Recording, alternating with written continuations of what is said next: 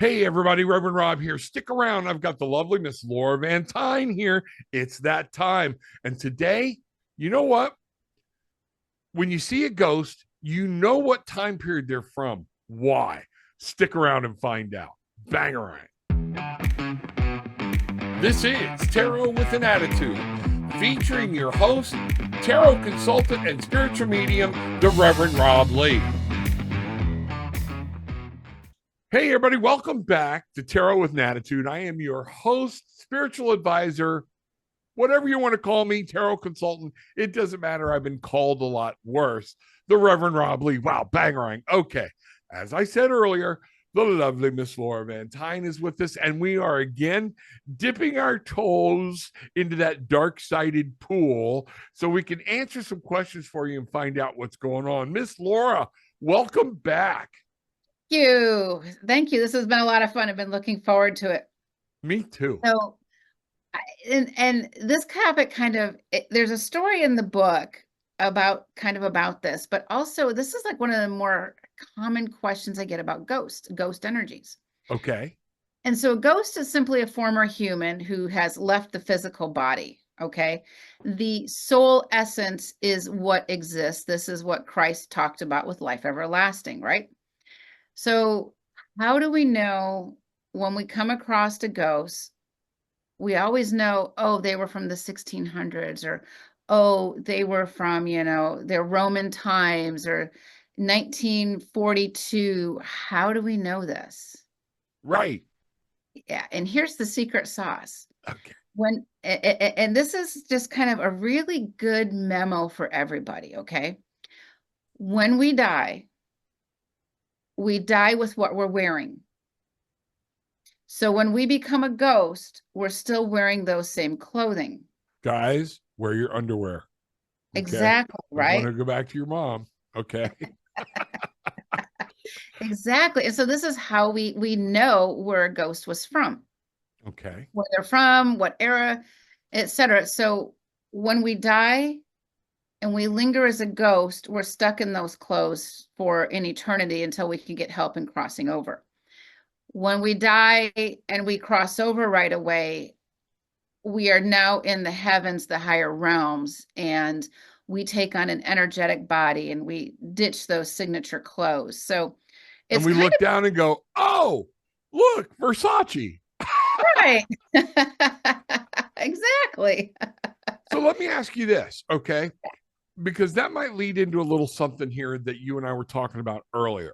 All right. When I die, I'm wearing these clothes. So my wife's going, my God, please don't haunt me in your big tarot with an attitude, Daisy, whatever these are, dandelion shirts. Okay. So wouldn't that be something? Here I am. Now, if we take that with us, all right, because this is a material item and that item will either be buried with us or it gets, thrown away, whatever. Why does that? Is that because that's our memory? Why is that? Do we understand that? Because I have a theory, but I want to hear what you've got to say. It's part of the human mind construct. Okay. And so we die with those clothes. So a ghost is typically very low frequency, very low energy. Okay. I'm going to say they miss the light to go into, to cross over for whatever reason. There's so many reasons. Okay. Actually, to me, it's kind of cruel and vicious that it's even an option, but it's an option. And, I remember years ago, I had taken one of my daughters to a doctor's office for I don't know, a sprained arm or whatever. And this little boy ghost shows up and he's wearing the hospital gown and he's got all of these tubes attached to him. I'm like, whoa, what is that about? He had died. He didn't know he died, and he was looking for his mommy and the doctor to help him. And so he had died with those tubes attached to him in that gown. Okay. Crossed him over. He was in a much better place. But in my book, I actually talk about, I'm at my friend's house who's a cop, and you're a former cop, right? Right. Detective? What did you do? A little bit of everything. I did a lot of undercover work and did a lot of patrol work, but I was also a crime scene investigator and a fingerprint expert. Oof. Yeah. Okay. So you've seen some of the uglies of the ugly. Oh, a lot of the uglies. Yeah. Yeah. And good grief, I got hooked up into that story. Where was I going? Um,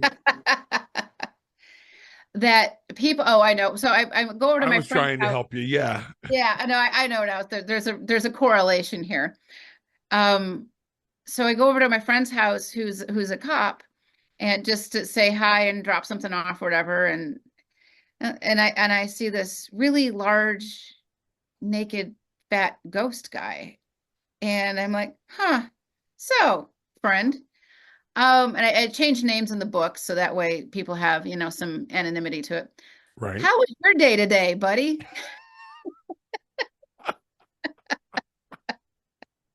And he's like, oh man, it was one for the books. I'm thinking to myself, I can see that. Yeah. No kidding.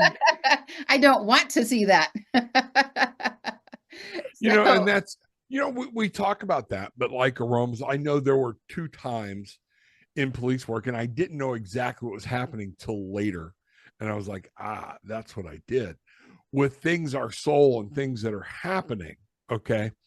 I predicted 3 different people's death. And I said 2 times, 2 of them were together. And they weren't husband and wife. That was weird. That's a story for another wow. day. I'll talk about it. The other one was something else. But you know how I predicted it? By smell. Yeah. The death. If you've been around dead decay, and I'm not talking about fresh, dead, whatnot. Unfortunately, I've been around the other way too much. Okay. Yeah. And that smell, there's nothing like it. I used to hunt. Again, PETA people, chill. I don't anymore. Not out of that. It just, I'm like, okay. One of the worst animals to clean to me was a rabbit. It's dirty, it's foul, it has poop and everything still in the track. All right. The only thing that smells worse is a dead, decayed human. So with that, when things are happening, when this ghost goes, okay, if they had something going on, and I wish I knew more of why these particular people were putting off that aroma. If they had something going on in their mind and their spirit, an attachment, maybe a cord that needed to be cut, would that be one of the things that they would carry with them when they passed, when they died? I got to use the word die. That's Yeah. exactly what we're talking about. I don't want to soft shoe around it. I know what you're talking about.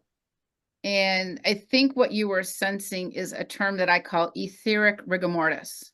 Okay. So there's a part of their body that's already dead and decaying, and you're sensitive enough to know this. And my first experience with this concept was with my own dad. Okay.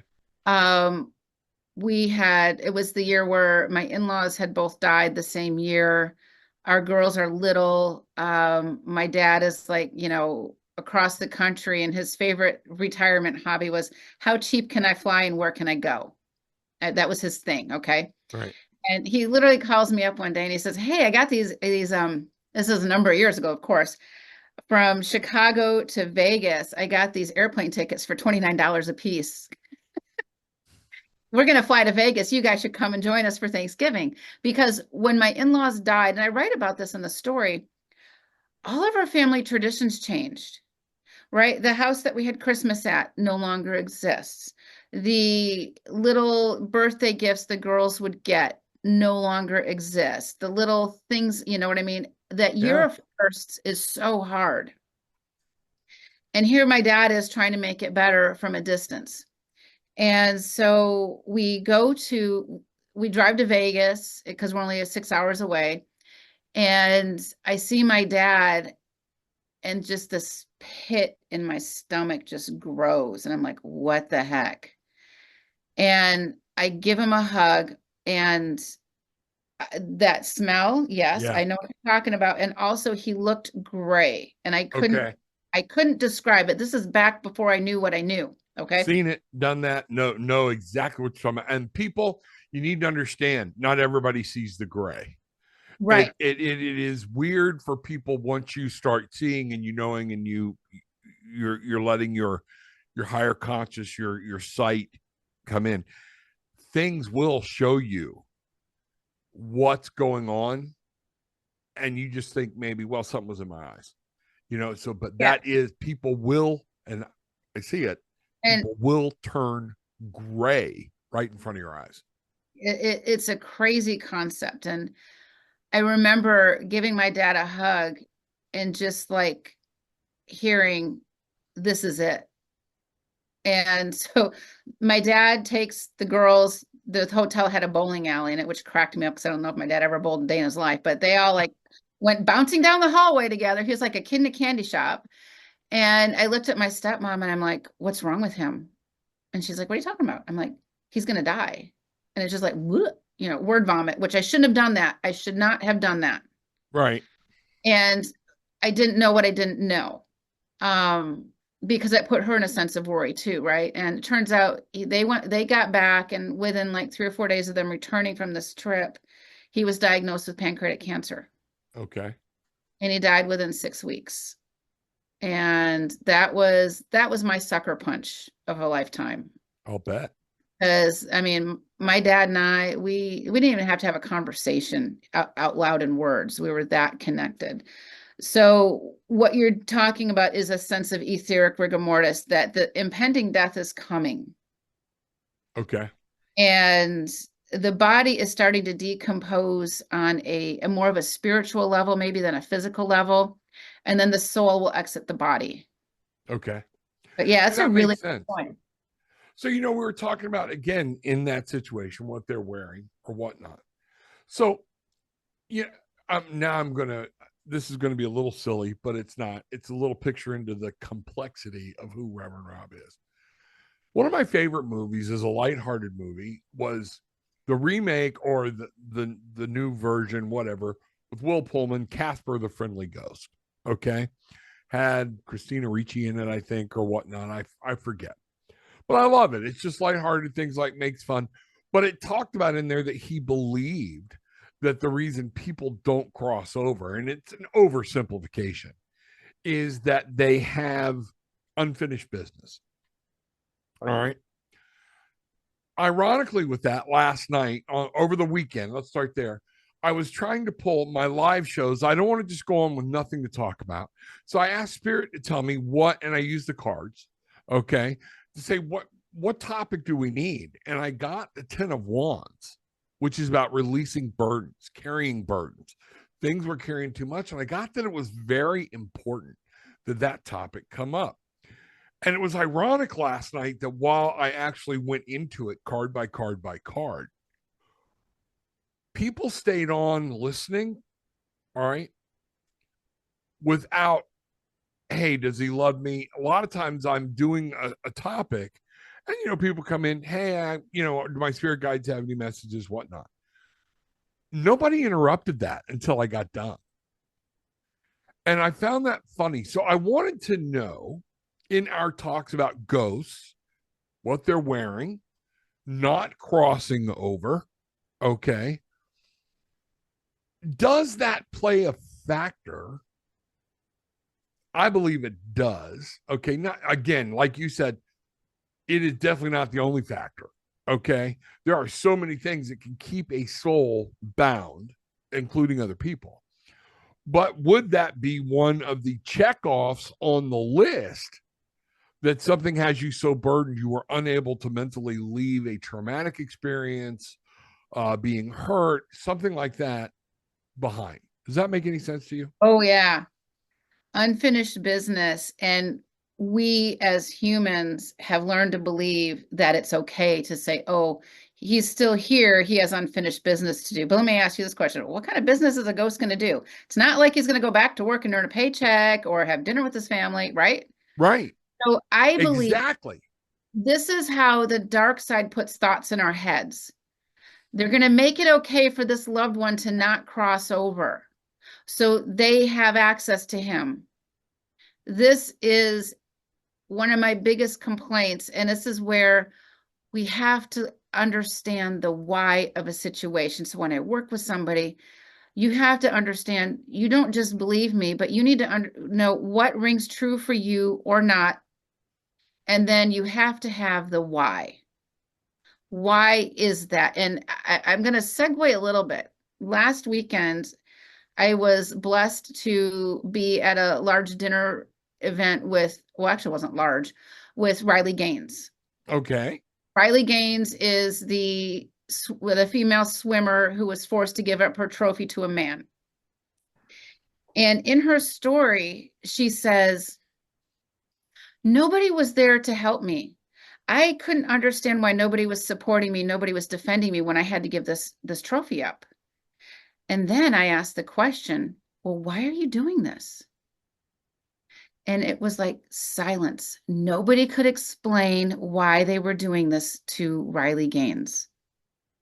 So when you have your why, you're prepared, right? Exactly. And so, and the why is so important. So why are we told that this ghost has unfinished business and it's okay for them to linger? Because what happens when a ghost lingers, they impact us. How many of us have these places that we drive every day known as Dead Man's Curve, or, oh, there's a lot of accidents here? That is a stack of time where this energy, this ghost energy, keeps getting built up, built up, built up. If you're sensitive enough, you're driving down and then something comes flying through your, out of the corner of your eye, and you look and you turn and you're in an accident or something. If we can clear those energy spots, it stops the action from occurring in the future. Okay. So unfinished business is a big deal, and it's just a lie. When we leave our bodies, our karmic time here is done, and we need to go home. We need to go back to the arms of God. We need to go to the heavens, to the higher realms, period. It's the kind and compassionate thing to do for the living and the dead. So there's my sermon for the day. No, and it makes sense because having seen, talked to, you and I both know what we both do and everything else.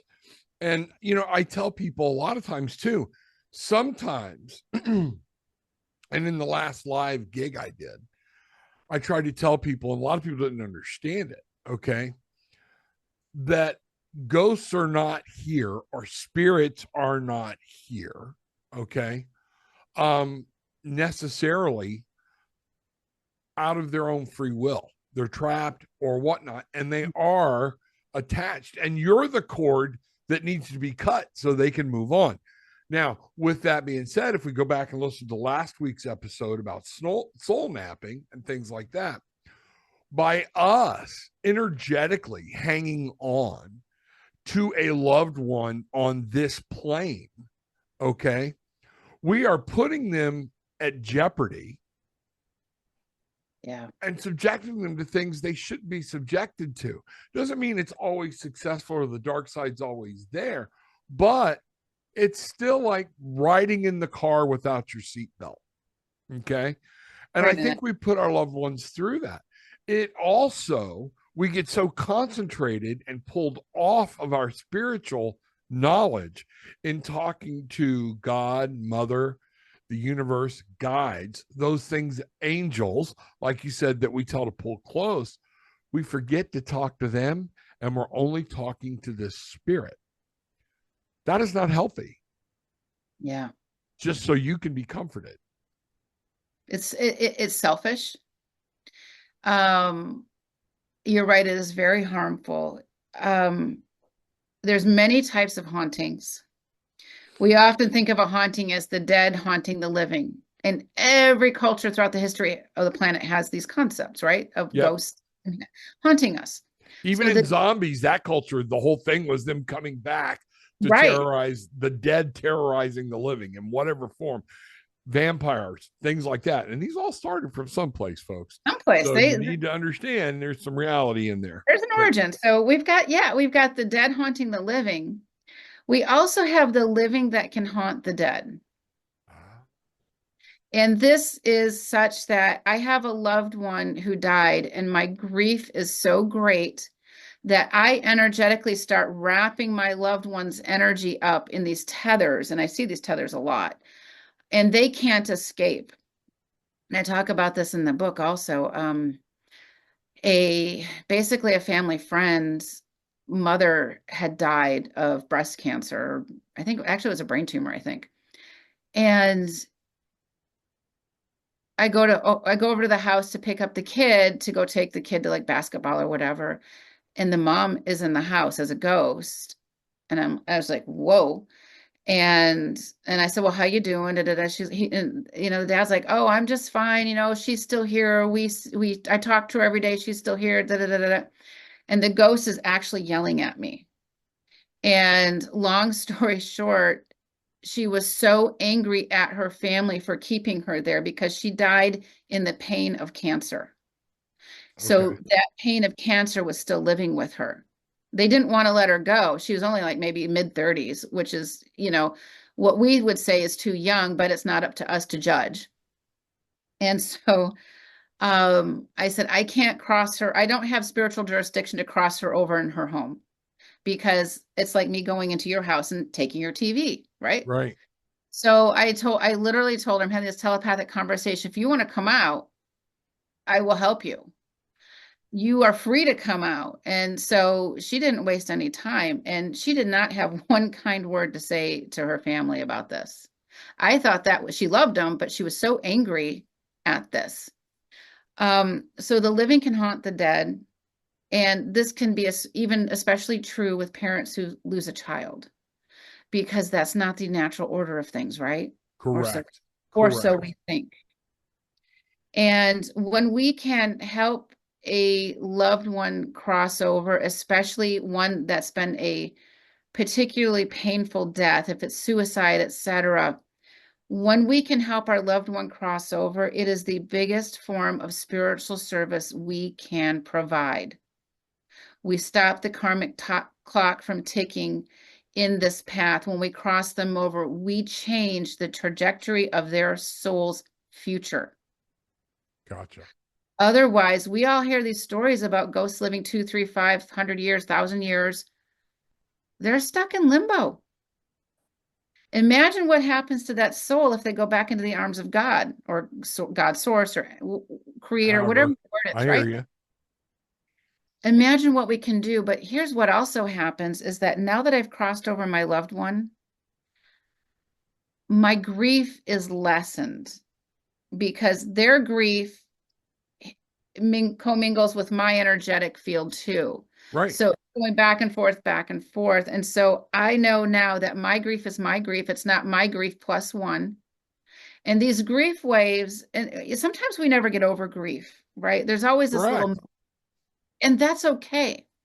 We have to understand that we're living in mortal time right now, but outside of mortal time is cosmic time, eternity. Love never dies. The love we have for our one that died doesn't go away, it transcends dimensions. So when we can do this, those grief waves become less intense and farther apart between peaks. It's a slow process sometimes, but it helps us to really, when we know where they're at, it's such a comforting feeling. And don't assume that somebody's crossed over. Don't ever assume that. I'm going to bring something up because I see this all the time, and especially when I'm using tarot cards, the Five of Cups. So you probably know where I'm going. I call it the grief card. This deck, the Lost Tarot, brings an exact thing to what you're talking about, what I'm trying to explain to people. But the Five of Cups is a man standing with a cloak, looking across a river with a bridge, okay, at his old home with the cups, three of the five cups laying scattered on the ground with two cups behind him. All right. And we need to understand that in grief and in whatnot, and we do this with these attachments you're talking about, we keep focusing on what we lost, where this kind of blends into what I was talking about earlier in my talk last night. We are so focused on what we lost, we don't allow either that person or ourselves into a brighter tomorrow. And that's very important. That releasing, knowing what's going on. I mean, I don't understand. I do understand it. And grief is huge, particularly like you said, when a parent loses a child. But the delicate part of that is when the parent has two children, one went and one didn't. You have to be careful not to drag that living child into your grief, because then you can create a bad vibe between that child and the sibling that passed on. Am I making sense? Yeah, I'm going to add another element to Okay. that. Um, I know of a family whose first child had died from SIDS at like the age of 4 months. Ah, okay. Okay. And they have another baby, but yet in their house, they have this shrine to the baby that died. And they talk about this baby all the time. What does that do to the living child who's younger? What messages does that put in their mind while they're growing up, right? Right. That my parents wish that this child was here and not me. I mean, it could be many things. So, if we have, Forcing the kid to go into rituals that you do at that child's birthday, at that yes, child's graveside, and them telling them you need to do this, you have to this do is this. your brother, your sister, etc. And yes, but at the same time, the family was meant to live life without that child that died for whatever reasons. Correct. And we have to understand the implications we put on the siblings. It's a big deal. And that stuff, Absolutely.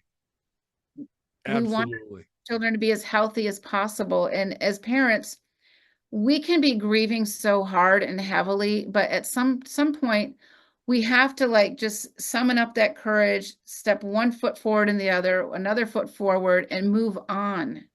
It doesn't mean we forget. It's just forgetting is not an issue, but learning how to live life without our loved one is it's it's part of those soul purposes that we all have. Right. I agree. I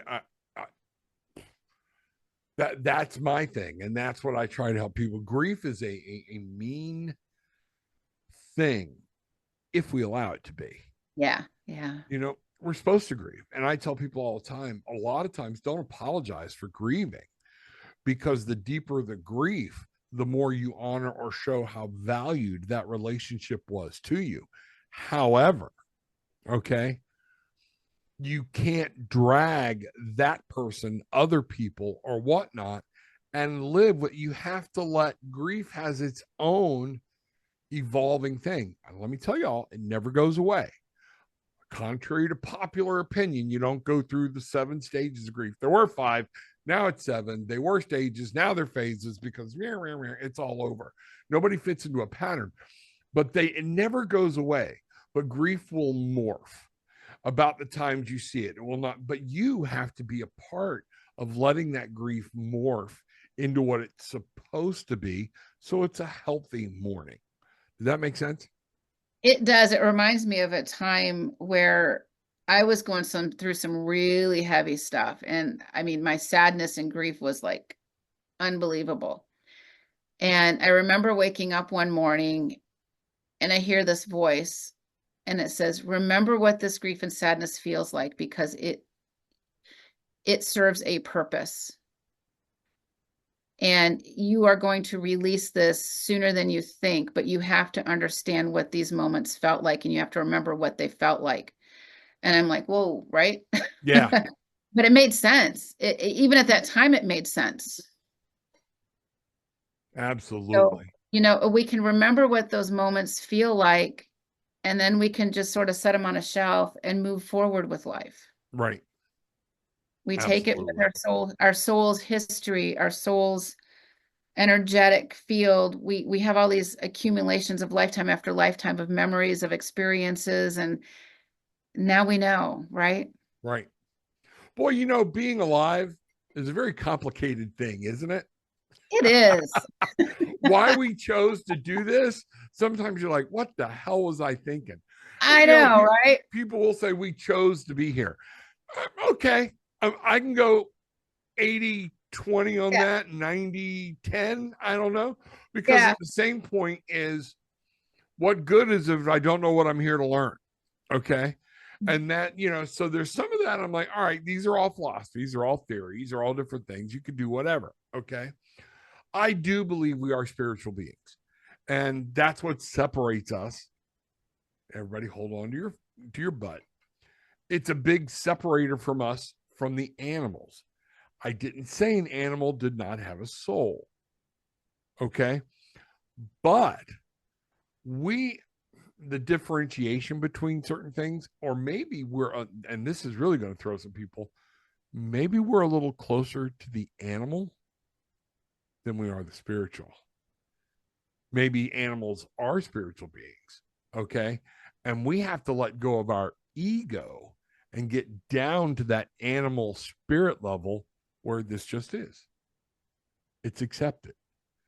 And I think that's important. Did I just obliterate that? Or No, I think what you're talking about, and from my point of view, every living being has a form of consciousness to them, yes, right?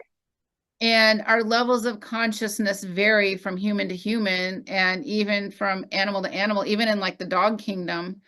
When we have an animal that we connect with, we're actually raising each other's conscious levels. correct.